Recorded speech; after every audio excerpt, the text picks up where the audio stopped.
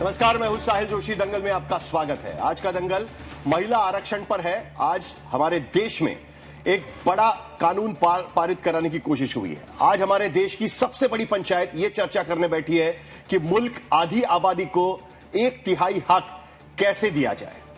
देश की संसद में महिला आरक्षण कानून करने के लिए पेश किए गए 3 विधेयकों पर चर्चा हो रही है और इसमें एक संविधान संशोधक विधेयक है, दूसरा केंद्र शासित प्रदेशों में कानून के संशोधन का विधेयक है और तीसरा परिसीमन का विधेयक है।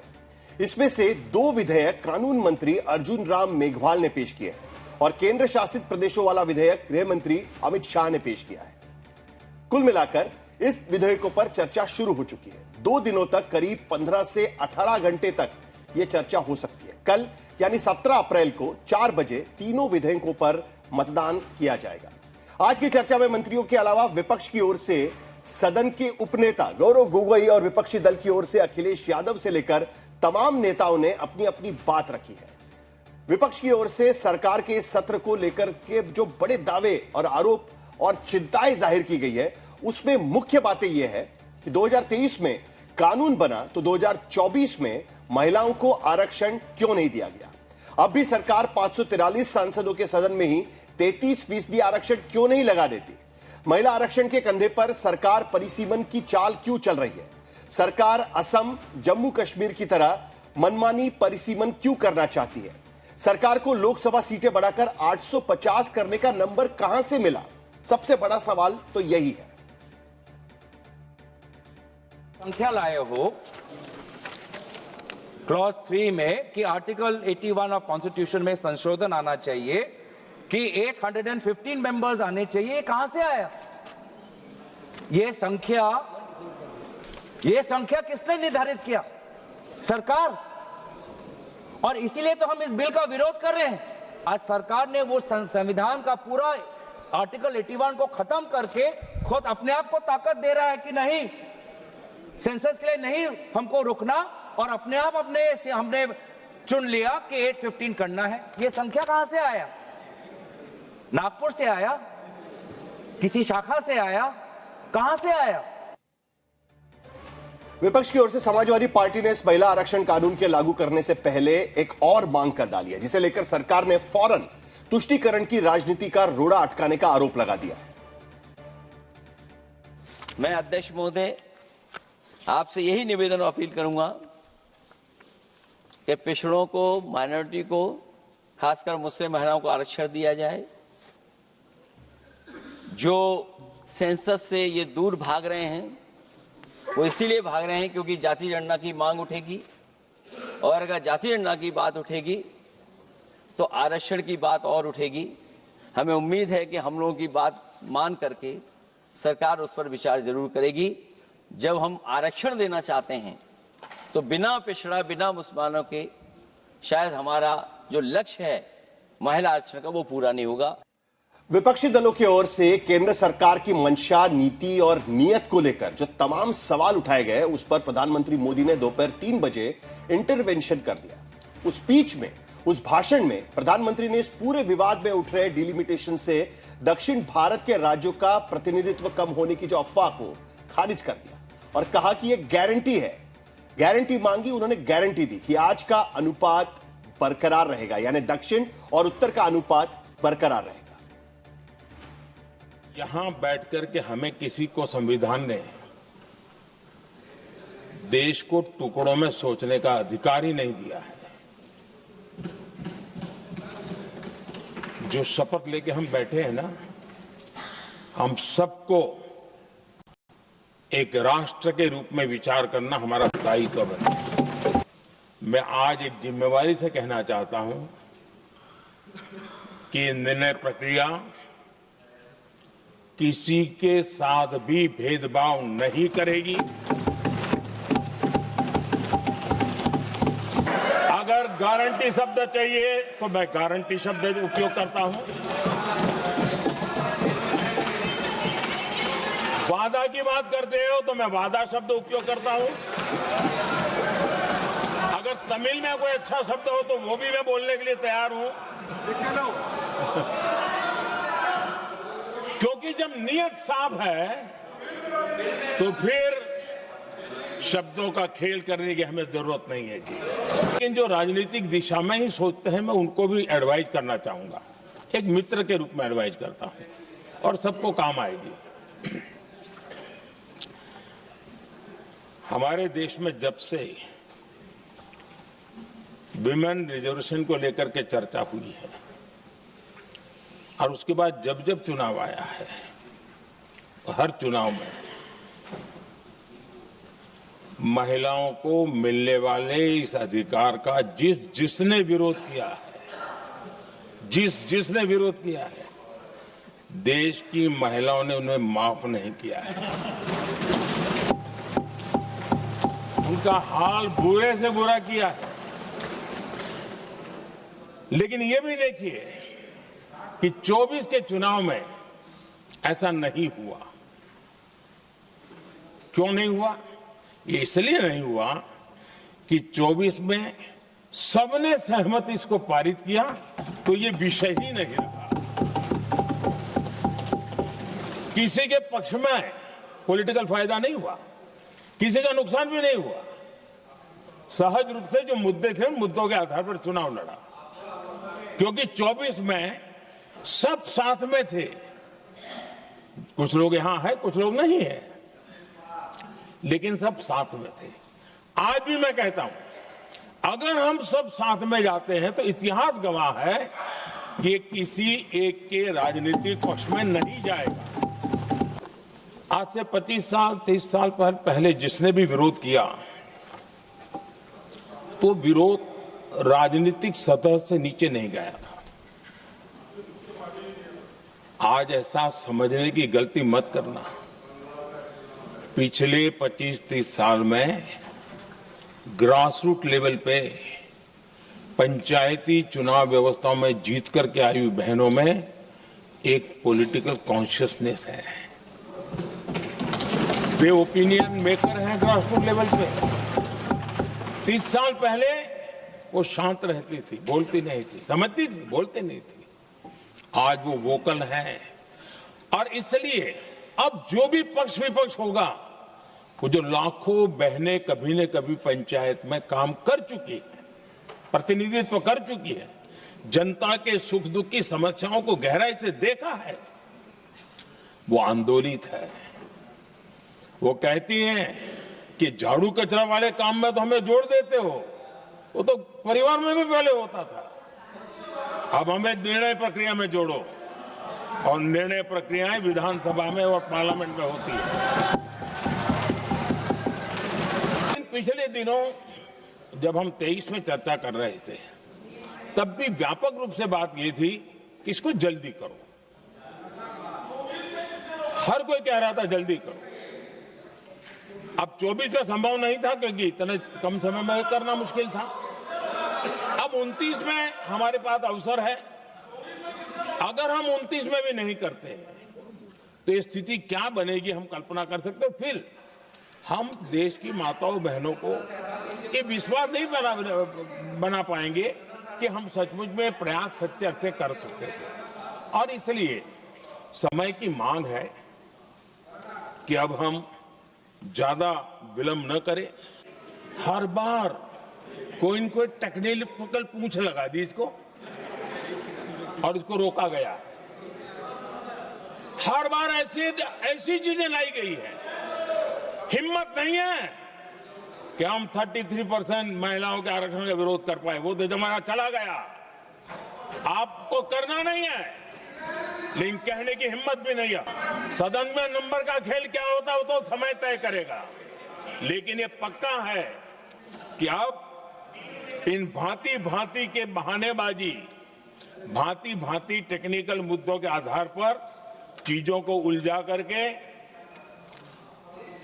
3 दशक तक इसको अड़ंगे डाले, हमने फंसा के रखा। आपने जो अचीव करना था कर लिया, अब छोड़ दो ना भाई। 3 दशक कम पड़ते हैं क्या रोकने में? 3 दशक तक आपने रोका, फिर भी कुछ कर नहीं पाए, तो अब तो करो। तो प्रधानमंत्री ने विपक्ष की घेराबंदी करने की कोशिश की है एक तरीके से, और उन पर सवाल उठाते हुए कहा है कि हर बार टेक्निकल मुश्किलों में इस बिल को लागू करने से रोक दिया जाता है और महिलाओं को उनका अधिकार नहीं दिया जा रहा है। और अगर हिम्मत है तो इस बिल को आप पास करिए। कहीं ना कहीं चुनाव के पहले विपक्ष को जवाब देने पर मजबूर करने की प्रधानमंत्री की एक कोशिश साफ नजर आती है। लेकिन कुल मिलाकर क्या विपक्ष अब संविधान संशोधन के साथ में खड़ा होगा? यह सबसे बड़ा मुद्दा आज की स्थिति में खड़ा होगा। क्या परिसीमन हो पाएगी? यह भी एक सबसे बड़ा मुद्दा रहेगा। हमारे साथ तमाम मेहमान जुड़ रहे हैं। हमारे साथ में राखी राठौड़, प्रवक्ता है भारतीय जनता पार्टी की, वो इस चर्चा में शामिल हो रही है। डॉक्टर रागिनी नायक, कांग्रेस की प्रवक्ता, इस चर्चा में शामिल होंगी। आशुतोष, पॉलिटिकल एनालिस्ट, वो इस चर्चा में अपनी भूमिका रखेंगे। भारती मेहता, जनता दल यूनाइटेड की तरफ से चर्चा में शामिल हो रही है। और अनुराग भदौरिया, समाजवादी पार्टी के प्रवक्ता, भी इस पूरी चर्चा में अपनी भूमिका रखेंगे। तीन सवाल इस पैनल के सामने, जो प्रधानमंत्री का भाषण रहा और उससे पहले गौरव गोगोई ने जब चर्चा की शुरुआत की, उससे 3 सवाल उठते हैं। 3 सवाल हम पैनल के सामने रखेंगे। पहला सवाल, महिला आरक्षण कानून अटकाने की नीयत पक्ष की है या विपक्ष की? कौन अटका रहा है इस कानून को? क्योंकि सरकार की तरफ से साफ शब्दों में कहा जा रहा है कि टेक्निकल मुश्किलों में अटकाइए मत, हिम्मत है तो पास करके दिखाइए। दूसरा सवाल, 2011 की जनगणना पर परिसीमन कराने की मजबूरी है या सियासी चाल है? क्योंकि इससे पहले 2021 के जनगणना के आधार पर ही परिसीमन होगा और उसके बाद महिला आरक्षण लागू किया जाएगा कहा गया था। लेकिन अब 2011, क्या ये सचमुच में मजबूरी है या सियासी चाल? और तीसरा अहम सवाल, क्या बंगाल तमिलनाडु चुनाव के बीच महिला आरक्षण पर चर्चा चुनावी फायदे के लिए हो रही है? और यहीं से कहीं ना कहीं ये सवालों की चर्चा शुरू हो जाती है। और इसीलिए सबसे पहले कांग्रेस पार्टी से ही चर्चा की शुरुआत होगी। इस बीच एक बड़ी खबर आ रही है और बंगाल से इस वक्त बड़ी खबर आ रही है, क्योंकि सुप्रीम कोर्ट में एसआईआर को लेकर जो मामला चल रहा था, उस मामले पर आखिरकार फैसला आ चुका है। जो 19 ट्रिब्यूनल्स बनाए गए हैं जिनके वोट काटे गए उनकी सुनवाई के लिए, उन ट्रिब्यूनल्स के पास यह अधिकार है कि सुनवाई करके वो फैसला करे कि वोटर अलाउड होंगे या नहीं होंगे। सुप्रीम कोर्ट ने आखिरकार कहा है कि जो नाम ट्रिब्यूनल पारित करेगा, उन ट्रिब्यूनल्स जो नाम पारित किए जाएंगे, उन्हें 23 और 29 तारीख को होने वाले वोटिंग में वोटिंग करने का अधिकार मिल पाएगा। तृणमूल कांग्रेस की तरफ से यह बार बार मांग चल रही थी। और सप्लीमेंट्री सूचियां इलेक्शन कमीशन से जारी की हो सकती है। यह भी फैसला 21 और 27 अप्रैल को ट्रिब्यूनल का फैसला अगर आया तो उसमें जिन्हें वोट करने के लिए मंजूरी मिली है वो वोट डाल सकेंगे। उनकी अपील पर फैसला होगा। तो एक बड़ा फैसला सुप्रीम कोर्ट की तरफ से किया गया है। एसवाई कुरैशी इस वक्त हमारे साथ जुड़ रहे हैं इस पूरे मामले पर बातचीत करने के लिए, और जिस तरीके से परिसीमन की बात भी की जा रही उस पर। कुरैशी जी, सबसे पहला सवाल तो यही है, जिस तरीके से महिला आरक्षण विधेयक और परिसीमन को एक साथ जोड़कर देखा जा रहा है, क्या आपको लगता है कि 2011 की जनगणना के आधार पर या 850 का जो आंकड़ा निकल कर आ रहा है वो सही तरीके से होगा? और सबसे बड़ा मुद्दा, दक्षिण राज्यों पर कहीं ना कहीं सवाल उठाए जा रहे हैं कि उन पर अन्याय होगा। आप कह रहे हैं कि रिप्रेजेंटेशन देना चाहिए, वो रिप्रेजेंटेशन किस तरीके से होगा? किस तरीके से आप इसको देखते हैं?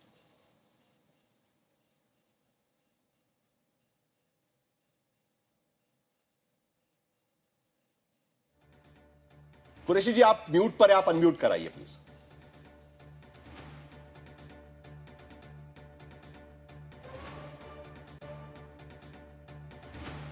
हाँ, मैं ये कह रहा था। कुरैशी जी, आप म्यूट पर है। जी मैंने ऑन कर दिया। जी बोलिए। देखिए, रिजर्वेशन ऑफ वुमेन पे सारी पार्टी सहमत है। उन्होंने सर्वसम्मति से इस एक्ट को पास किया था। अब इसको विवादित चीजों से उलझा देना कि डिलिमिटेशन उलझाने वाला इशू है। सेंसस कौन सा होना चाहिए, ये इसकी डिबेट हो रही है। इस पे महिलाओं को होस्टेज में नहीं बनाना चाहिए। महिलाओं के रिजर्वेशन को बिल्कुल इन सब से डीलिंक करने का एक प्रपोजल मैंने रखा है, और वो ये है कि 272 से 73 सीटें बढ़ा दीजिए। पार्लियामेंट में कैपेसिटी तो बढ़ गई है, बढ़ा दीजिए। और वो सारी की सारी सीटें औरतों को दे दीजिए। और 2029 का इलेक्शन का भी इंतजार करने की जरूरत नहीं, करंट लोकसभा में वो रिजर्वेशन दे दीजिए। और वो कैसे देंगे कि जो आपका वोट शेयर है हर पार्टी का, उस बेसिस पे उसी शेयर में ये 272 सीटें दे दीजिए। अगर हो सकता है रूलिंग पार्टी को वोट शेयर पे इतराज होता है, सीट शेयर उनको पसंद आएगा, सीट शेयर पे दे दीजिए। लेकिन शुरू तो कीजिए। सीट शेयर और वोट शेयर का मैं फर्क बता देता हूँ कि अगर वोट शेयर के मुताबिक 272 सीटें बांटी गई तो एनडीए को मिलेंगी 116 और इंडिया ब्लॉक को मिलेंगी 112। लेकिन अगर सीट शेयर पे बांटी गई तो एनडीए को 116 के बजाय 147 और इंडिया ब्लॉक को 112 के बजाय 118। 30 का फर्क होगा, लेकिन मुझे उसकी चिंता नहीं। मेरा कंसर्न ये है कि इसको शुरू तो कीजिए कहीं से, और ये इसमें सिस्टम ऑफ प्रोपोर्शनल रिप्रेजेंटेशन लाना पड़ेगा कि कॉन्स्टिट्यूंसी तो इनकी अभी बनी नहीं सकती, डिलिमिटेशन कमीशन के बिना तो वो तो बन ही नहीं सकती। तो उसका सबसे अच्छा तरीका है कि प्रोपोर्शनल रिप्रेजेंटेशन इंट्रोड्यूस कर दीजिए, टेम्परेली सही, इंटरिम मेजर सही, लेकिन फिलहाल इसी हाउस में 2272 औरतों को लाके तो बिठाइए। ये तो बहुत बड़ा फेदर होगा बीजेपी गवर्नमेंट के और मोदी जी के कैप में। लेकिन आज जब प्रधानमंत्री ने भाषण किया, प्रधानमंत्री के भाषण में जब आज सवाल जो उठाया गया था गौरव गोगोई की तरफ से, और यह सवाल यही उठाया गया था कि 850 का आंकड़ा आप कहां से ले आए हैं, तो 543 से 850 यानी करीब करीब 34 से 35% की जंप लोकसभा की सीटों में होगी, और एग्जैक्टली उतना ही रिप्रेजेंटेशन महिलाओं को दिया जा रहा है, तो एडिशनल सीटें सारी महिलाओं को चली जाएगी। यही लॉजिक कहीं ना कहीं देने की कोशिश हो रही है कुरैशी जी। यस करेक्ट, ये लॉजिक अगर ये है तो इसका इलाज सीधा सा है कि अगर आप उसको डिलिमिटेशन से लिंक अप करेंगे तो ये कभी फैसला हो ही नहीं पाएगा। 50 साल में नहीं हो पाया है, और अभी भी इतना अब और भी ज्यादा कंटेंशन से नहीं हो पाएगा, उलझे रहेंगे। तो वुमेन के इशू को इस चीजों से उलझाने के बजाय उसमें से निकाल लेने का तरीका मैं बता रहा हूँ कि भाई आप इसको प्रोपोर्शनल रिप्रेजेंटेशन पार्टी एक अमेंडमेंट के जरिए प्रोपोर्शनल रिप्रेजेंटेशन इंट्रोड्यूस कर दीजिए कि 543 सीटों को कोई डिस्टर्ब नहीं करेगा। ओवर एंड अबव 273 सीटें जो आएंगी वो प्रोपोर्शनली पार्टीज में बांट दी जाएंगी। वो प्रोपोर्शन हो सकता है सीट शेयर के बेसिस पे और वोट शेयर के बेसिस पे, कोई भी आप ले लीजिए, मुझे चिंता नहीं, लेकिन कम से कम औरतें फौरन। यानी आप कुल मिलाकर ये कह रहे हैं कि 543 सीटों पर वोटिंग होगी, 1 वोट के हिसाब से वोट डाला जाएगा, और जो कॉन्स्टिट्यूशन में कहा गया है कि हर वोट का एक वैल्यू होगा, उसी हिसाब से वोटिंग मैनेज की जाएगी। लेकिन जो एडिशनल सीटें हैं वो जो वोट शेयर पड़ेगा उसके हिसाब से या सीट शेयर के हिसाब से आप बांट दिया जाए, जिसको जितनी सीटें मिली उसी प्रोपोर्शन में उसे एडिशनल सीटें भी मिल पाएगी, ये आप कहने की कोशिश कर रहे हैं। लेकिन कहीं ना कहीं उस पर एक सवाल ये उठाया जा रहा है कि ठीक है, लेकिन प्रोपोर्शनल रिप्रेजेंटेशन को लेकर सवाल ये उठाया जा रहा है कि ये संविधान के खिलाफ जाएगा, क्योंकि हर वोट की एक ही वैल्यू होती है, और जहां से आप प्रोपोर्शनल रिप्रेजेंटेशन लाओगे एडिशनल सीटों के लिए भी, उसका असर कहीं ना कहीं उसके खिलाफ जा सकता है। नहीं, ये कॉन्स्टिट्यूशन के खिलाफ बिल्कुल नहीं जाएगा, क्योंकि ये उसी प्रोपोर्शन में जा रही है जिस प्रोपोर्शन में वो लोग पार्लियामेंट में अभी बैठे हैं। जिसकी जितनी सीटें हैं उसी प्रोपोर्शन में उसको एडिशनल सीटें 50% बढ़ जाएंगी उसकी। तो कॉन्स्टिट्यूशन ये लीस्ट डिस्टर्बेंस का तरीका है कि nothing will be disturb. It is called mix system, जो हमारे पड़ोस में नेपाल में बड़ा अच्छा चल रहा है, जर्मनी में तो 40 साल से, न्यूजीलैंड में 130 कंट्रीज में सिस्टम चलता है और बहुत अच्छा चल रहा है। हमें भी प्रोपोर्शनल रिप्रेजेंटेशन कर दें, कम इवन इफ इंटरिम मेजर है 5 साल तक चला दीजिए, उसके बाद जो चाहे कर लीजिए। अभी फिलहाल औरतों को रिजर्वेशन देने का यही तरीका है, वरना 2034 से पहले ये नहीं आ पाएंगी। ये आप मुझसे लिख के ले लीजिए। एक अमेंडमेंट जो सजाई गई है आज पार्लियामेंट के भीतर, उस अमेंडमेंट के तहत जो सेंसस है उसे डीलिंक कर दिया गया है डिलिमिटेशन के प्रोसेस से, और सरकार यह तय करेगी किस सेंसस को इस्तेमाल करना है डिलिमिटेशन के लिए। उसके इंप्लीकेशंस क्या हो सकते हैं आपके हिसाब से? चुनाव में इसके इंप्लीकेशंस क्या हो सकते हैं? ऑलरेडी वो भी कंटेंशियस है कि बताओ आप 2011 के उससे जा रहा है, 2011 से आज तक तो कितनी आबादी बढ़ चुकी है। तो 2011 पे जाना तो बहुत ही आर्बिट्रेरी है। लेटेस्ट सेंसस पे होता है, कॉन्स्टिट्यूशन में भी लिखा है कि हर सेंसस के बाद डिलिमिटेशन बैठती है। तो अभी सेंसस जो 2026 का शुरू हो गया उसको कंप्लीट होने दीजिए। लेकिन कंप्लीट होने देने का प्रॉब्लम ये होगा कि सेंसस होगा अगले साल तक तैयार, उसके बाद डिलिमिटेशन कमीशन कम से कम 3 साल लेती है, 3 से 6 साल लगते हैं उसको। तो 2029 का इलेक्शन तो निकल जाएगा। इसी का मैं तरीका बता रहा हूँ कि 2029 में भी औरतें आ जाएं, और तो और 2024 वाली जो हाउस है उसमें भी औरतें आ जाएं, अगर आप ये कंटेंशियस इश्यूज को हटा के चलिए। लेकिन डिलिमिटेशन की प्रोसेस और महिला आरक्षण, उसको एक तरीके से साथ में भी जोड़ा जा रहा है, क्योंकि डिलिमिटेशन होगा तभी महिला आरक्षण लागू हो पाएगा। क्या ये सही है? आपको लगता है कि इसी के चलते दरअसल ये पूरा मामला अटका हुआ है? नहीं, इसी के लिए चलते मामला अटका हुआ, और उसी को जो अटकल है उसको हटाने की ही मैं तो वो बता रहा हूँ कि इसको डीलिंक कर दीजिए डिलिमिटेशन से और सेंसस से, वो अगर उसके साथ लिंक्ड रहेगा जो कि मौजूदा लीगल कॉन्स्टिट्यूशनल पोजीशन है, फिर तो 2-3-4 साल डिबेट ही चलती रहेगी। उसको डीलिंक कर दीजिए और एक प्रोपोर्शनल रिप्रेजेंटेशन वाली अमेंडमेंट का रूट ले लीजिए, जो लीस्ट हार्मफुल है और हर एक को एक्सेप्टेबल होनी चाहिए। इंटरिम मेजर अगले 5 साल के लिए समझ लीजिए, बाद में जो चाहे कर लीजिएगा। ठीक है, लेकिन कुल मिलाकर एक और चीज देखी गई है, क्योंकि जो विधेयक पे लिखा गया है कि 850 सीटें ये अपर लिमिट है, और अपर लिमिट का मतलब यह है कि वो 850 भी हो सकती है, 750 भी हो सकती है, 700 भी हो सकती है, 600 भी हो सकती है, 650 भी हो सकती है।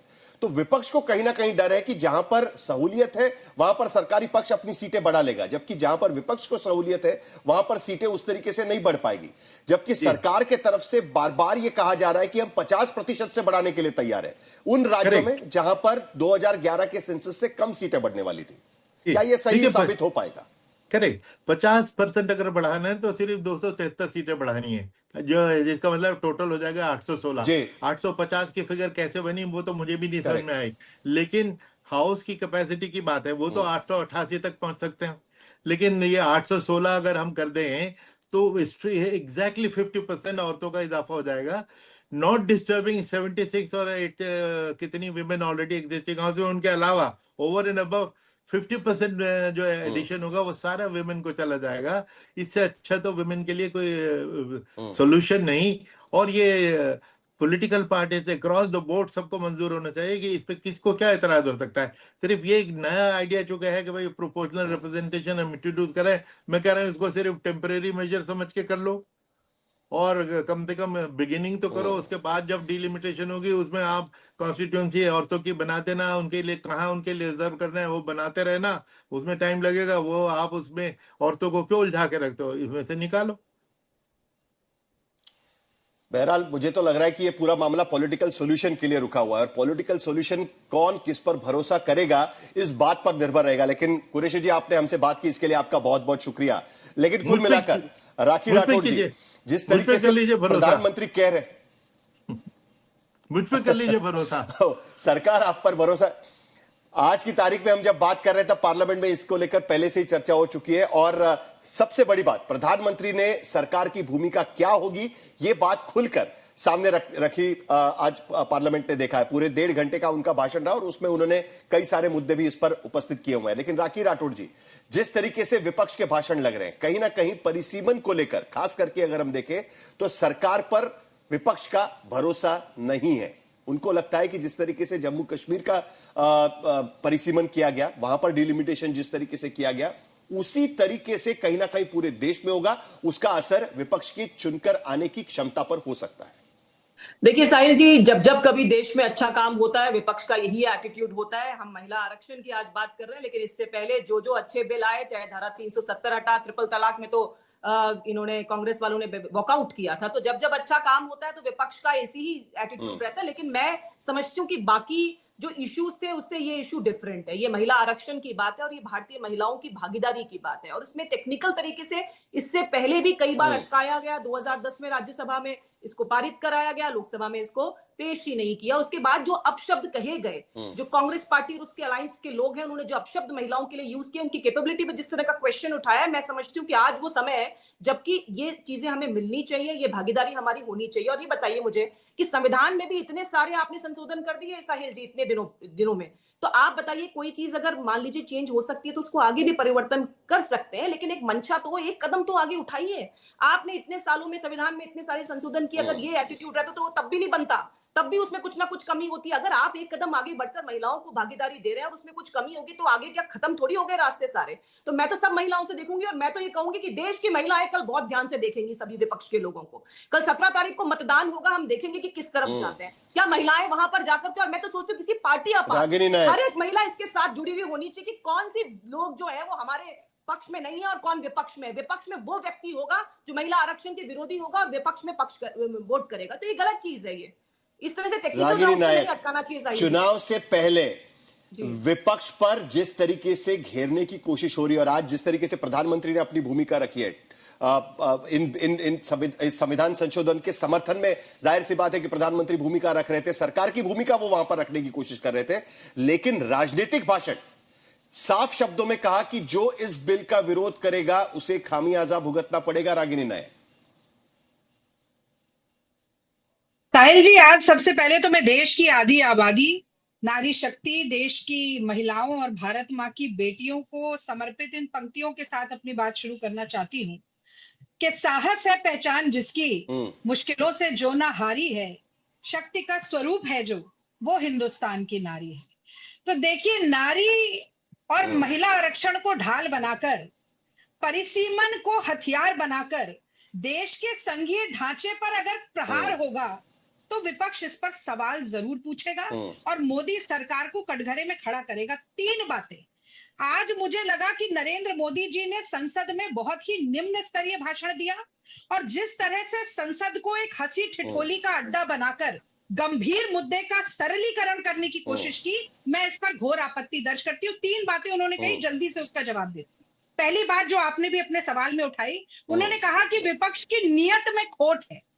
तो भाई 2023 में नारी शक्ति वंदन अधिनियम को पूरे विपक्ष ने, कांग्रेस पार्टी ने, सोनिया गांधी जी ने, राहुल गांधी जी ने, सभी सांसदों ने सर्वसम्मति के साथ पारित किया। उस वक्त महिला आरक्षण को 2 बैसाखियों पर खड़ा करने का काम किसने किया? नरेंद्र मोदी जी और उनकी सरकार ने किया था। उनको जोड़ दिया परिसीमन के साथ और जनगणना के साथ। 2018 में राहुल गांधी जी ने चिट्ठी लिखी थी मोदी जी को और कहा था कि तुरंत लागू करिए, कोटा विद इन कोटा करिए, बिना किसी शर्त के हम समर्थन करते हैं।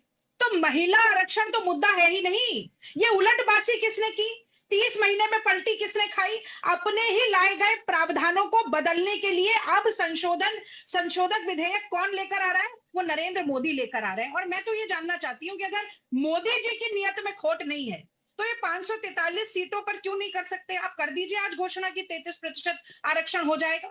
2011 के सेंसस से आप करना चाहते हैं, 21 के सेंसस को आपने हटा दिया। तो नियत और नीति में अगर किसी के खोट है तो वो भाजपा और नरेंद्र मोदी जी की सरकार की नियत और नीति में खोट है। दूसरी बात उन्होंने कही, उन्होंने कहा टेक्निकल बहानेबाजी में फंसा रहे। 1 मिनट साहिल, 30 सेकंड दे दीजिए मुझे, मैं जल्दी से खत्म करूं। टेक्निकल बहानेबाजी।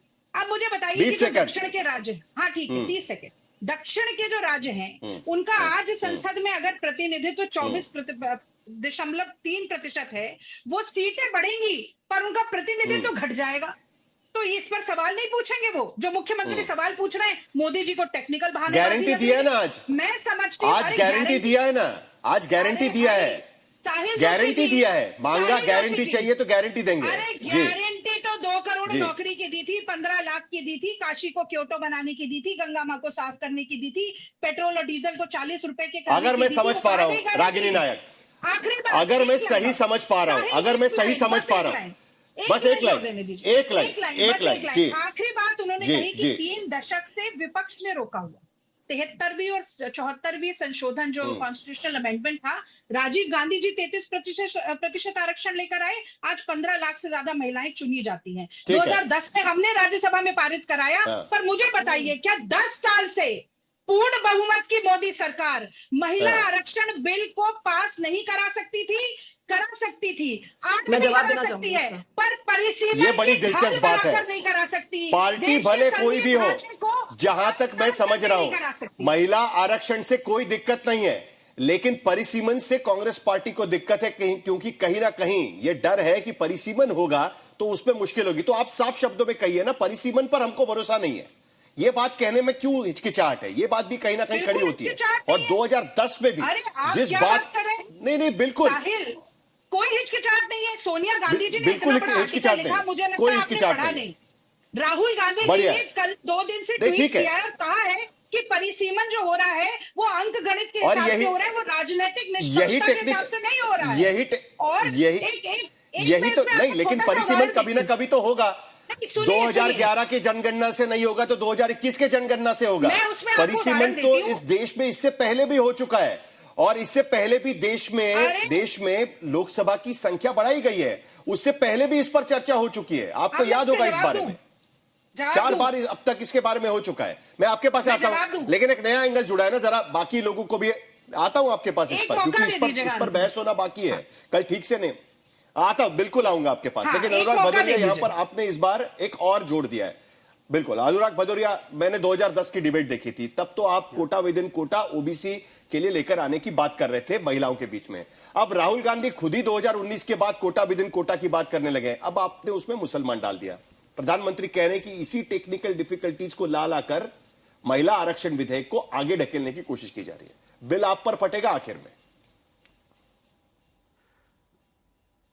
देखिए, भारतीय जनता पार्टी के साथ दिक्कत है, जब जब महिला हक की बात आई बीजेपी ने तारीख आगे बढ़ाई। 2023 में बिल पास हुआ था और 2023 में सभी लोगों ने, पूरे विपक्ष ने मिलके बिल पास किया था, बोला कि महिला आरक्षण लागू कीजिए। उस समय अगर आपने महिला आरक्षण महिला बिल जो महिला विधेयक था लागू कर दिया होता तो आज पता क्या होता? आज सदन में 2024 के चुनाव में सारी अपनी 33% महिलाओं को अगर बिल पास हो गया होता तो आरक्षण मिला होता, वो जीत के आती और अपनी बात, जो से प्रधानमंत्री जी कह रहे थे कि महिलाएं अपनी बात खुद कहती, आज वो सदन में बैठ के अपना अधिकार खुद मांग रही होती। लेकिन उनको रोका किसने? भारतीय जनता पार्टी ने। भारतीय जनता पार्टी ने क्या बोला कि हम इसको 2029 में लागू करेंगे, पहले हमें जाति जनगणना करानी है, फिर परिसीमन होगा, फिर 29 में लागू करेंगे, डेट आगे बढ़ा दी। और उस समय हमने, विपक्ष ने बोला था आप इसी समय लागू कर दीजिए और उनको अधिकार दिला दीजिए, आपने नहीं दिलाया। फिर आपने क्या, हाँ, फिर कह रहे कि आज देखिए कैसी बातें कर रहे हैं, कह रहे हैं कि फिर 2029 में ही लागू होगा। लेकिन फिर चूंकि अब चुनाव आया है 2-3 राज्यों में, तो उन्हें देखना है कि फिर एक माहौल बनाना है। फिर माहौल बनाने के लिए क्या करना चाहते हैं? हम तो कह रहे हैं ना कि हम तो कह रहे हैं महिलाओं को अगर सम्मान दिलाना है तो ओबीसी की जो महिलाएं हैं, जो अल्पसंख्यक महिलाएं हैं, उनका भी इस देश में योगदान है, वो भी पिछड़ी हैं, उनको भी अधिकार मिलना चाहिए, उनको अधिकार से वंचित तो ये 23 में बातें नहीं आई थी सामने। मजेदार बात सुनिए, आप 2023 में जब पारित किया तब तो मुद्दा नहीं आया था मुसलमान का। एसआईआर तो कर सकते हैं ना। 2023 में तो समाजवादी पार्टी ने मुस्लिम मुद्दा नहीं उठाया था ना, तब तो आप कोटा विद इन कोटा की बात कर रहे थे। तो नहीं, तो मैं आपसे कह रहा हूं ना, तब भी हम कह रहे थे, आज भी हम कह रहे हैं। और सुनिए, भारतीय जनता पार्टी एसआईआर तो फट से करा सकती है, तुरंत चुनाव जीतना है, एसआईआर फटाफट महीने 2 महीने में एसआईआर हो जाते हैं। जब एसआईआर हो सकता था तो जाति जनगणना भी हो सकती थी, और 2024 में जो लागू करने की बात थी, एसआईआर करा सकते थे फटाफट, तो आप महिला बिल भी लागू कर, महिला आरक्षण भी लागू कर सकते थे। लेकिन आपने किया नहीं। जहां तक महिलाओं की, आपने मुस्लिम महिलाओं की बात की, तो क्या भूल जाएं कि जिस तरह से देश की आजादी में 1857 में बेगम हजरत महल ने, क्या हजरत महल जो थी उनका योगदान नहीं था? भूल जाएं। आसिफ अली बेगम का हम योगदान भूल जाएं? आबदी बानो बेगम का योगदान भूल जाएं? रशीद जहां का योगदान, वो सब ठीक है। महिलाओं ने जो देश की आजादी, वो सारी चीजें याद है, वो मुस्लिम महिलाएं जो, सारी चीजें याद है, सारी चीजें याद है। मुद्दा यहां पर उठता है कि जब भी महिला आरक्षण की बात होती है तब कोई खड़ा होता है ये कहने के लिए कि कोटा विद इन कोटा होगा तब महिला आरक्षण लागू करिए। कोई आकर खड़ा होता है कि पहले आप डिलिमिटेशन करिए, उसके बाद महिला आरक्षण लागू करिए। कोई आकर खड़ा होता है और कहता है कि महिला आरक्षण अलग रखिए, डिलिमिटेशन अलग रखिए। कोई आकर, तो ये टेक्निक देखिए, ऐसा है कि जब राजीव गांधी ने 74वीं घटना संविधान संशोधन के तहत जो लोकल सेल्फ गवर्नमेंट में महिला आरक्षण लागू किया था, तब तो विधानसभा और लोकसभा में लागू नहीं किया गया। 30 साल से मामला अटका पड़ा हुआ है। हर बार कोई टेक्निकल डिफिकल्टी खड़ी होती है और इसी को लेकर तो सवाल उठाया जा रहा है सरकार की तरफ से। लेकिन दूसरी तरफ राखी जी, जो साफ नजर आ रहा है, दोनों विपक्ष के यहां पर प्रतिनिधि बात कर चुके हैं, साफ नजर आता है कि सरकार की नीयत पर आशंका है और परिसीमन को लेकर नीयत पर आशंका है। बिल्कुल, वापस आऊंगा आपके पास, आऊंगा। राखी जी का जवाब सुन लीजिए, जवाब ले लीजिए राखी जी का, उसके बाद आता हूं आपके पास। अनुराग जी, अनुराग जी आता हूं आपके पास, पहले राखी जी। अनुराग जी, आप प्लीज बोलने दीजिए। अगर नियत पे शक होता तो 2023 में भी नहीं आता। अगर नियत पे शक होता तो 2023 में भी इस तरह का बिल नहीं आता। नहीं लागू हुआ ना, प्रधानमंत्री जी ने इस बात को कहा, नहीं लागू हुआ ना 23 में। देखिए, जो मैं आप उसी बात का जवाब देना चाह रही थी। देखिए, जनगणना 2021 में होनी थी, लेकिन कोरोना की वजह से पॉसिबल नहीं हो पाया। अभी भी वैश्विक स्तर पे, आपके कार्यक्रम से पहले आप भी तो युद्ध की न्यूज दिखा रहे थे ना आज तक पर, यानी वैश्विक स्तर पे क्या इश्यूज है उनको भी मेंटेन करना है। और कवच की तरह आदरणीय प्रधानमंत्री जी जनता के बीच में खड़े हैं, जिससे कि वो वैश्विक युद्ध जो है उसका असर ना हो। अगर किसी भी तरीके से डिले होता है तो उसको रोकना है। अल्टीमेटली ध्येय यह है कि 2029 में लागू हो। और राहुल गांधी जी के लिए, रागिनी जी अभी कह रही थी तो कर लेते ना, आप 10 साल यूपी में थे, तब राहुल गांधी जी कहां गए थे? तब उनके प्रपोजल्स कहां गए थे? तब ओबीसी को आरक्षण देने की बात कहां गई थी? सिर्फ कहने के लिए आप महिलाओं के साथ खड़े हैं, तो इस ग्राउंड पे नहीं है। डिलिमिटेशन छोड़ दीजिए, सिर्फ 543 लोकसभा क्षेत्रों में 33% महिला आरक्षण क्यों नहीं लागू किया जाता? डिलिमिटेशन होता रहेगा, जब होगा तब होगा, लेकिन तब तक जो 543 है उधर कर दीजिएगा। आपका सवाल बिल्कुल वाजिब है, लेकिन कई लोकसभाओं के अंदर अब 30 लाख 25 लाख तक इतनी सारी संख्या हो चुकी है कि वहां पर उसको मेंटेन करना, आप खुद सोचिए, बहुत सारी कंट्रीज की तो पॉपुलेशन उसके बराबर है, और वहां पर अगर डिलिमिटेशन होकर के ढंग से रिप्रेजेंटेशन मिलता है लोगों को, तो उसमें प्रॉब्लम क्या है? आप चेंजेस ला दीजिएगा ना, एक बार करने का तो बूता दिखाइए। वो हताशा अभी भी नजर आ रही है ठीक है आशुतोष, समाजवादी पार्टी के लोगों को डिलिमिटेशन को लेकर विपक्ष के मन में सवाल क्यों है? क्यों इस बारे में सरकार को लेकर असमंजस है विपक्ष के मन में? लगता है कि नहीं ये ठीक तरीके से डिलिमिटेशन नहीं होगा। असली डर राजनीतिक है, ये बात तो माननी पड़ेगी। कहीं ना कहीं लगता है कि डिलिमिटेशन करेंगे, अपने लिए अच्छा कॉन्स्टिट्यूंसी निकालेंगे और वो हार जाएंगे। ये एक डर कहीं ना कहीं विपक्ष में, इसके लिए बोलते हैं कि नहीं ये नहीं होना चाहिए। देखिए साहिल, इसमें 2-3 इशू है। पहला इशू तो ये मुझे लगता है कि जब ये 2023 में ये बिल आया था तभी इसको बहुत अच्छी तरीके से समझ बूझकर इस पे काम नहीं हुआ, क्योंकि तब 2 शर्तें इसकी लगा दी गई। वो शर्त क्या थी? जनगणना होगी, उसके बाद डिलिमिटेशन होगा और उसके बाद विमेन रिजर्वेशन बिल होगा। ये जो 2 शर्त लगाएगी, ना जनगणना हुई, ना उसके बाद डिलिमिटेशन हुआ और ना विमेन आरक्षण बिल लागू हो पाया। तो ये जो अगर पहले से सोचा गया होता तो शायद आज ये जो 2011 की बात की जा रही है वो 2011 की बात नहीं की जा रही होती। दूसरी बात, मुझे लगता है कि उस वक्त जो अपोजिशन ये कह रहा था कि 543 में ही आप 1/3 दे दीजिए। 2010 में भी तो लागू नहीं हुआ ना। बिल्कुल बिल्कुल, लेकिन 2010 में मैं आपको बता दूं कि जो वही हुआ था पॉलिटिकल, हाँ मैं आपको बता दूं 2010 में जो पॉलिटिकल पार्टीज थी उसमें कौन विरोध कर रही थी खुल के? यहां तक कि बीजेपी का भी एक तबका उसका विरोध कर, आरजेडी कर रही थी, समाजवादी पार्टी कर रही थी, जनता दल यूनाइटेड कर रही थी। और जो पार्लियामेंट्री कमेटी बनी थी इसको लेके ऑन जस्टिस पे, उसके 2 सदस्य जो समाजवादी पार्टी के थे, वीरेंद्र भाटिया और शैलेंद्र कुमार, इन लोगों ने कहा था कि रिजर्वेशन 20% से आगे नहीं बढ़ना चाहिए। लेकिन भारतीय जनता पार्टी के गोपीनाथ मुंडे और 2-3 और लोग थे जो ओबीसी कैटेगरी से थे, उनका भी कहना था कि कोटा विद इन कोटा होना चाहिए। तो अब चूंकि अब 2023 तक आते आते ये सहमति बन चुकी थी कि महिलाओं को आरक्षण दीजिए पहले, उसके बाद कोटा विद इन कोटा की बात देखी जाएगी। अगर 2023 में 543 में से 1/3 या 33% रिजर्वेशन अगर मिल गया होता तो आज डिबेट ये नहीं होती कि डिलिमिटेशन से जोड़ा जाए या ना जोड़ा जाए, या इसको 850 किया जाए या ना किया जाए। तो महिलाओं को 2024, लेकिन आज भी कोटा विद इन कोटा नहीं है। आज भी विद इन कोटा, मुझे लगता है कोटा विद इन कोटा नहीं है। आज भी कोटा विद इन कोटा नहीं है। जरा जल्दी से एक मिनट में जनता दल यूनाइटेड की प्रवक्ता यहां बैठी है, उनसे एक प्रतिक्रिया लेना बहुत जरूरी है, क्योंकि क्या है अभी बिहार के भीतर सरकार बदल गई है, तो जानना जरूरी है कि जेडीयू की भी जो भूमिका थी 2010 की वो बदल गई है क्या कोटा विद इन कोटा की? तब तो समाजवादी पार्टी, आरजेडी, जेडीयू इन्होंने ही सवाल उठाए थे कि कोटा विद इन कोटा होना चाहिए, उसके बिना इस बिल का कोई मतलब नहीं है। तो भारती मेहता जी, अभी भूमिका वही है कि अलग? क्योंकि आपकी भूमिका मैंने सुनी नहीं है, टीडीपी ने कैसे समर्थन कर दिया? हाँ। नहीं साहिल जी, सबसे पहले तो मैं नारी शक्ति वंदन अधिनियम जो लाया गया है माननीय नरेंद्र भाई मोदी जी के द्वारा, मैं आभार प्रकट करती हूँ संपूर्ण भारत की आधी आबादी की तरफ से। मगर अब निश्चित तौर पर तमाम विमर्श चलते रहेंगे, मगर अब एक सच तो स्वीकार करती हूँ कि तमाम तरह के विमर्श में बहुत देर हो चुका है। आजादी के इतने दिनों बाद कभी ये बहाना, कभी ये बहाना, कभी ये तर्क, कभी ये तर्क, तो मुझे लगता है कि निश्चित तौर पर, और बिहार तो रोल मॉडल रहा है विमेन एम्पावरमेंट और महिला आरक्षण के मुद्दे पे, तो परिसीमन का तर्क भी हटा देना, के सामने एक रोल मॉडल रहा है।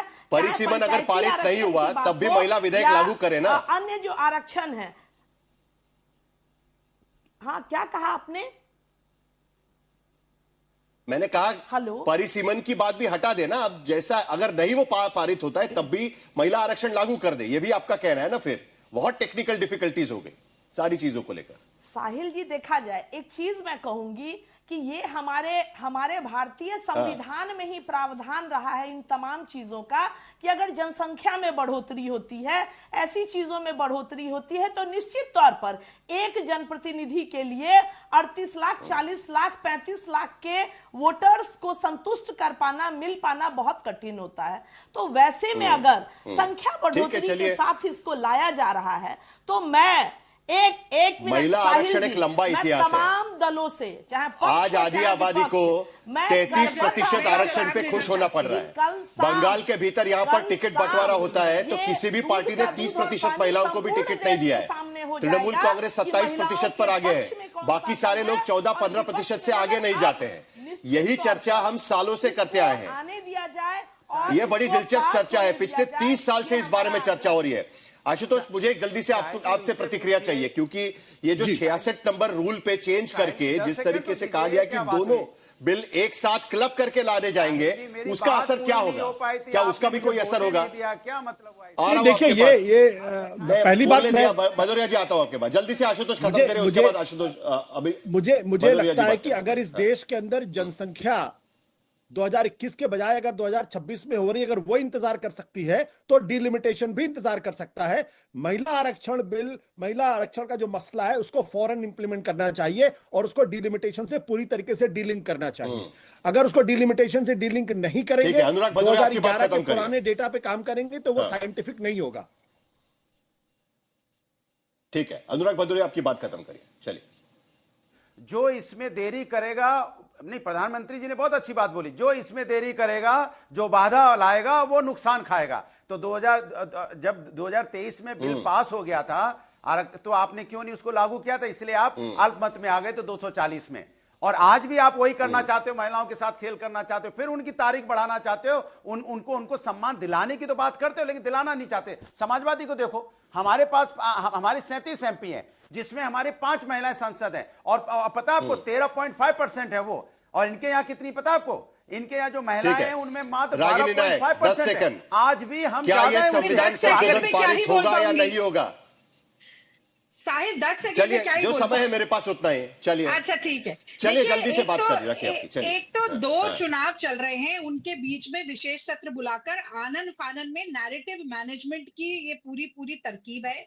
मैं याद दिला देना चाहती हूँ कि जब 73वां 74वां अमेंडमेंट हुआ, जिससे 33% आरक्षण मिला लोकल बॉडीज में, 4 नेता थे जो विरोध कर रहे थे, अटल बिहारी वाजपेयी, लाल कृष्ण आडवाणी, जसवंत सिंह और राम जेठमलानी। भाजपा और संघीय महिला विरोधी थे, हैं और रहेंगे, लटकाते रहेंगे बिल को। लेकिन आज की स्थिति में अभी भी इस बात को लेकर सवाल है कि स्थानीय निकाय में जिस तरीके से 33% का 50% कर दिया गया है, अगर 33% रिजर्वेशन लागू कराने में लोकसभा में इतना समय लग रहा है तो 50% आधी आबादी के लिए कितना समय लगेगा?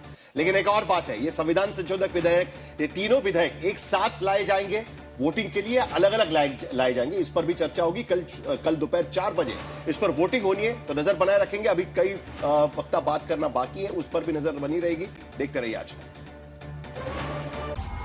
तक, देश का सर्वश्रेष्ठ न्यूज चैनल।